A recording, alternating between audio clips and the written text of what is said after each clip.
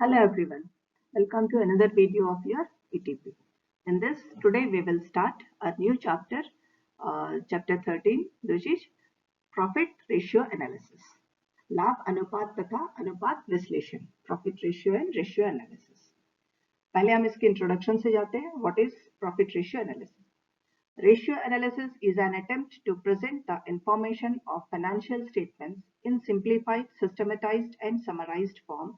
It measures the profitability, efficiency and financial soundness of business. सबसे पहले हम ये जानते हैं कि प्रॉफिट रेशियो एनालिसिस से क्या पता चलता है. ये एक बहुत ही जितना जो बिजनेस के पूरे ट्रांजैक्शन है या पूरा बिजनेस है उसको एक शॉर्ट फॉर्म में करके समराइज करके इजी वे में बट सिस्टमेटिक तरीके से बताया गया, जहाँ पे प्रॉफिट क्या है, किस तरह से हो रहा है, फाइनेंशियल साउंड बिजनेस का फाइनेंशियल परिस्थिति क्या है, उसकी कितनी एफिशिएंसी है, इन सारी बातों को एक शॉर्ट फॉर्म में बताया जाता है, जो कि ब्रीफ में उसको पूरा बता दिया जाता है. इस तरह की एफिशिएंसी को, इस तरह के काम को ही प्रॉफिट रेशियो एनालिसिस कहते हैं. और इसके अब हम आते हैं इसके डेफिनेशंस के बारे में. According to Mayer's, ratio analysis is a study of relationship among the various financial factors in a business. Business में अलग अलग तरह के फाइनेंशियल फैक्टर्स होते हैं, इन सबको जोड़ करके एक रिजल्ट निकाला जाता है, उसी को हम प्रॉफिट रेशियो एनालिसिस कहते हैं. ये कहना था मेयर्स का. एंड अब हम आते हैं according to accountants handbook by Wixon. Wixon ने एक बुक लिखा था अकाउंटेंट्स हैंडबुक करके, तो इसके बारे में विक्सन, कील एंड बेडफोर्ड इन तीनों ने मिलकर लिखा था. यहाँ पे क्या है, इनके अनुसार रेशियो क्या है, is an expression of the quantitative relation between two numbers. इनका कहना है नंबर्स में, दो नंबर के बीच में जो अनुपात है उसे ही हम रेशियो कहते हैं. एंड अब हम देखते हैं अकॉर्डिंग टू कोहलियर के हिसाब से ratio is the relation of the amount A to another B expressed as ratio of A to B, that is A is to B is a simple fraction. अनुपात में जो दिखाया जाता है उसे ही हम रेशियो कहते हैं. जैसे जिसे हम A is to B करके बहुत सिंपल सी भाषा में लिखते हैं. यहाँ पर एग्जाम्पल हमारा यहाँ दिया हुआ है A is to B करके, तो इस तरह से अनुपात को हम इसी तरह से लिखते हैं. तो ये बहुत आसान और सिंपल तरीके से समझाने के लिए किया जाता है. अब हम this is what is ratio. अनुपात क्या है ये तो अब हम समझ गए. अब इसके फायदे क्या है ये हम देखते हैं. Advantages of ratio analysis. Ratio analysis is an important technique of financial analysis. This is useful to business managers, governments, creditors, employees, investors, consumers etcetera. ये रेशियो एनालिसिस जो किया जाता है ये बहुत ही आसान तरीका है फाइनेंशियल एनालिसिस, फाइनेंस के बारे में जानने का, किसी बिजनेस के जो फाइनेंशियल परिस्थितियां हैं उसको जानने का बहुत ही आसान तरीका है. और ये किस किस के लिए फायदेमंद होता है, ये बिजनेस में जो काम कर रहे हैं मैनेजर्स के लिए यूजफुल होता है, गवर्नमेंट के लिए, क्रेडिटर्स के लिए, इवन एम्प्लॉइज और इन्वेस्टर्स जो उसमें इन्वेस्ट करते हैं बिजनेस में, इन सब के लिए ये यूजफुल होता है. अब हम आगे देखते हैं मैनेजमेंट के लिए ये किस तरह से यूजफुल है. Advantages to the management. Management को ये किस तरह से फायदा करता है. फर्स्ट है helpful in simplifying accounting figures. Accounting ratio makes the figures simple and understandable even who do not know accounting and provide relations between different figures. इससे क्या होता है कि अकाउंटिंग को जो है वो बहुत इजी कर दिया जाता है. और अकाउंटिंग में जैसे बहुत बड़े बड़े नंबर्स होते हैं, करोड़ों में, लाखों में, तो उन नंबर्स को याद रखना या उन नंबर को याद रखना बहुत ही मुश्किल होता है. इस परिस्थिति में ये जो रेशियो का एनालिसिस है ये बहुत आसान तरीके से पूरे अकाउंटिंग को समझाता है. एंड ये जो इतने इसके नंबर्स इतने सिंप्लीफाइड होते हैं कि इसे याद रखा जा सकता है. एंड जो लोग अकाउंटिंग के पूरे तरीके को नहीं जानते हैं वो भी इन नंबर्स के जरिए बिजनेस के बारे में, बिजनेस की जो फाइनेंशियल परिस्थिति है उसके बारे में जान जाते हैं. तो इस तरह से ये मैनेजमेंट में पहला हेल्पफुल है कि सिंप्लीफाइज अकाउंटिंग फिगर्स. अकाउंटिंग के जो नंबर्स है उसको बहुत आसान कर देता है. नेक्स्ट है helpful in budgeting and forecasting. Accounting ratio provide a reliable data which can be compared, studied and analysed and served and served as a basis for preparing budgets and provide sound footing for future forecasting. इसके बाद में ये budget बनाने में भी बहुत फायदेमंद होता है, क्योंकि ये बहुत सिंपल रेशियो में दिखा दिया गया है और ये बहुत भरोसे का डेटा होता है, तो इसको कंपेयर करके बहुत आसानी से कंपेयर करने के बाद में बजट कितना रखना चाहिए एंड फ्यूचर में बिजनेस को किस तरह से करना है, इन सब के लिए ये बहुत फायदेमंद होता है। तो इसको इससे एडवांटेज होता है मैनेजमेंट को कि भविष्य में पहले कितना बजट था और भविष्य में कितना बजट की जरूरत होगी, किस किस सेक्शंस में कैसे कैसे बजट अलॉट करना है, इन सबको फ्यूचर का फोरकास्ट करने में ये बहुत हेल्पफुल होता है। नेक्स्ट है facilitating comparative analysis of the performance. This helps in comparing present performance with past performance of a company to discover plus and minus points, tells where the firm stands and its prospectus. इसके बाद में तीसरा फायदा इसका क्या होता है कि प्रेजेंट अभी जो परफॉर्मेंस हो रही है कंपनी की एंड भविष्य में किस तरह से करना चाहिए, इन सबको कंपेयर करने के लिए और पीछे पहले किस तरह से कंपनी की परफॉर्मेंस थी, सबको कंपेयर करके उसमें क्या क्या प्लस पॉइंट्स थे, क्या माइनस पॉइंट्स थे, जिनकी वजह से फर्म को आगे बढ़ाया जा सके, इन सब के बारे में भी इस प्रॉफिट एनालिसिस से कैलकुलेट किया जा सकता है। सो इस तरह से भविष्य में किस तरह से प्लान्स करने चाहिए कि परफॉर्मेंस और अच्छा हो सके, पास्ट में कैसे था एंड प्रेजेंट में अभी कंपनी की परफॉर्मेंस कैसी है, इन सबको कंपेयर करने के लिए फाइनेंशियल एनालिसिस जो है, ये प्रॉफिट एनालिसिस रेशियो बहुत फायदेमंद होता है। इसके आगे है helpful in decision making. It is not possible to take appropriate decisions from financial statements. Ratio analysis provide meaningful analysis with interpretation of data contained in the financial statements.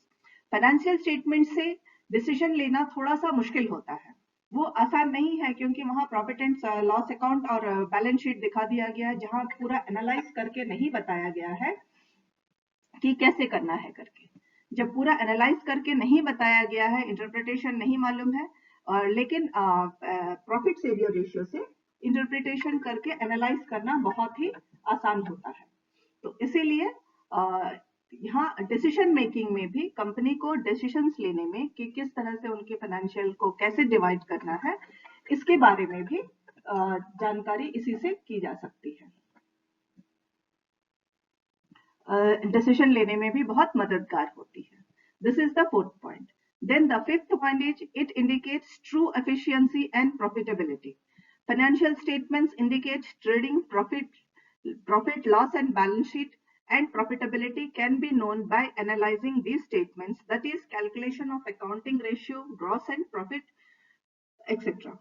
यहाँ profit analysis financial statements में जैसे trading and profit and loss account balance sheet बना दिया जाता है, उसकी profitability को analyse करने के लिए जो स्टेटमेंट्स बनाने हैं वो यहाँ पे किया जा सकता है। ग्रॉस प्रॉफिट रेशियो को भी यहीं से निकाला जाता है। तो इसके लिए ये बहुत रेशियो एनालिसिस के नाम पे करने में बहुत इजी होता है और ये बहुत फायदेमंद रहता है। उसको करने में, कैलकुलेट करने में, इसके जो स्टेटमेंट्स मिले हैं फाइनेंशियल स्टेटमेंट्स, उसके अकॉर्डिंगली ग्रॉस प्रॉफिट और नेट प्रॉफिट सारे रेशियोज को निकालने में ये मददगार होता है। Then the next point is helpful in communication. Financial strength and weaknesses of a firm can be communicated easily with these ratios in easy and understandable manner. Financial strengths और weaknesses हर organisation में, हर firm में उसकी अपनी कुछ strengths होती है और कुछ वीकनेसेस होती है, तो उन सबको लोगों तक पहुंचाने में ये रेशियो जो है बहुत आसान तरीके से समझाने में ये रेशियो बहुत ही हेल्पफुल होती है। दूसरे ऑर्गेनाइजेशन से जो लोग जुड़े हुए हैं, जिनको ऑर्गेनाइजेशन का या फर्म का फाइनेंशियल कंडीशंस के बारे में मालूम करना है, तो उसकी जो स्ट्रेंथ्स और वीकनेसेस है, इन सबको मालूम करने में ये बहुत हेल्पफुल होती है। Then the next point is helpful in coordination. Ratios help in better coordination, which is important for effective business management, including communication about efficiency and weaknesses. इसके बाद में कोऑर्डिनेशन करने में भी रेशियोज बहुत मददगार होते हैं। अलग अलग डिपार्टमेंट्स है, हर डिपार्टमेंट्स को कोऑर्डिनेट करना होता है एंड बिजनेस में मैनेजमेंट को ये बहुत मदद करता है कम्युनिकेट करके एफिशिएंसीज किस डिपार्टमेंट के क्या क्या एफिशिएंसीज है, किस डिपार्टमेंट की क्या क्या कमियां हैं, जिनको दूर करके वो एक दूसरे के साथ सबको कम्युनिकेट करते हुए, कोऑर्डिनेट करते हुए बिजनेस के फर्म को अच्छे से काम कर परफॉर्मेंस दिलवाने में हेल्पफुल होती है। Then the next point is judging and operational efficiency of management. The operational efficiency can be ascertained by calculating operating ratios. Operation जो प्रोडक्शन हो रहा है, ये वहां ऑपरेशन एफिशिएंसी कैसे पता चलेगी, तो उसके लिए भी ये रेशियो एनालिसिस ही हेल्पफुल होता है। मैनेजमेंट क्या करती है कि हर साल के वो प्रोडक्शन के रेशियोज को एवरी मंथ के या एवरी 15 डेज के रेशियोज को एनालाइज करते हुए इसको भी एफिशिएंसी को भी माने पहचानती है कि एफिशिएंसी बढ़ रही है या घट रही है और उसके कारण क्या है। आगे देखते हैं knowledge about solvency position. We can ascertain the solvency position of organization by solvency calculation ratio. Solvency ratio indicates relation between assets and liabilities. इसके बाद में बिजनेस कितने सही तरीके से स्टैंड कर रहा है, सॉल्वेंट है मतलब कि बिजनेस आगे बढ़ेगा या उसको बंद करना है, इन सब के बारे में सॉल्वेंसी रेशियो एनालिसिस निकाला जाता है, जहां एसेट्स एंड लाइबिलिटीज के बीच में रेशियो को, रिलेशन को निकाल करके उसके रेशियो के अकॉर्डिंगली बिजनेस की पोजीशन क्या है, बिजनेस आगे बढ़ेगा या उसे बंद करना है या उसे कुछ और रास्ते देने हैं, इसके लिए भी ये बहुत यूजफुल होता है। Then the next is measuring long-term and short-term financial positions. Long-term and short-term position of business can be calculated with various ratios. Current and liquid ratio indicates for short-term and fixed asset ratio and proprietary ratios for long-term. Short term और long term loans भी रहते हैं financial positions में, जो दिए भी जाते हैं और लिए भी जाते हैं। इन सबको बिजनेस में इन सबको किस तरह से हैंडल करना है, इसके बारे में भी लॉन्ग टर्म रेशियो लोन्स या उसकी जो लॉन्ग टर्म प्लान है पोजीशन की, बिजनेस की जो लॉन्ग टर्म पोजीशन है वो कैसी होगी एंड शॉर्ट टर्म पोजीशंस कैसे हैं, फिक्स्ड एसेट्स का रेशियो, लॉन्ग टर्म रेशियो कैसा है एंड शॉर्ट टर्म रेशियो, इन सब के बारे में भी इस रेशियो एनालिसिस से ही फाइनल किया जा सकता, बहुत आसानी से समझा जा सकता है। इसके बाद में ये तो था, अभी तक जितने पॉइंट्स थे ये थे हमारे मैनेजमेंट के लिए एडवांटेजेस थे। अदर देन मैनेजमेंट और किस किस के लिए एडवांटेजेस हैं, इसके बाद में इन्वेस्टर्स के लिए भी एडवांटेज है। The most important aspect to investor is to know the financial status, that is value of fixed assets and loans raised of the company for doing investment. Profitability ratio is useful in determining the profitability position of the company.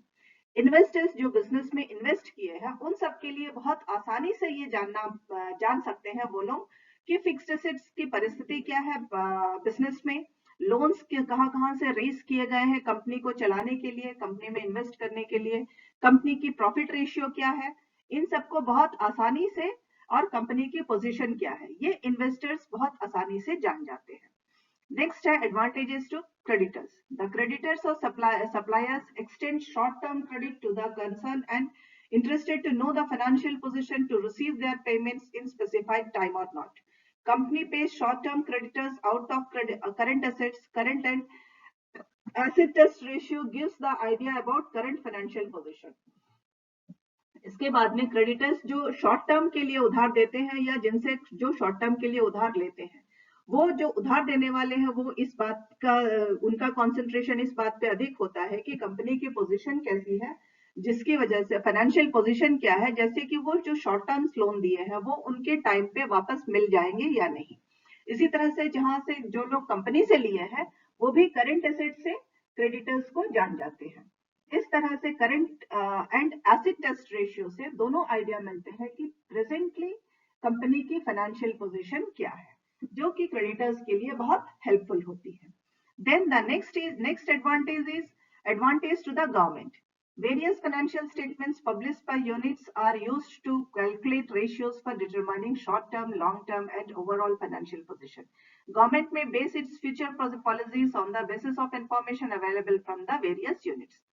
Government जो है company business के लिए अलग अलग तरह की policies बनाती रहती है, पूरी इंडस्ट्री के लिए अलग अलग तरह की पॉलिसीज बनाती है।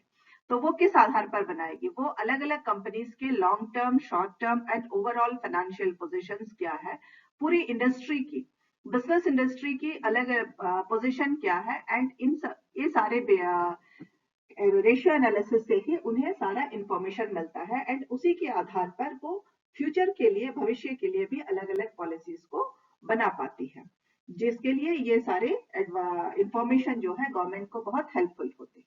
इस वीडियो में इतना ही, इसके आगे का हम नेक्स्ट वाले वीडियो में देखेंगे। Thank you girls.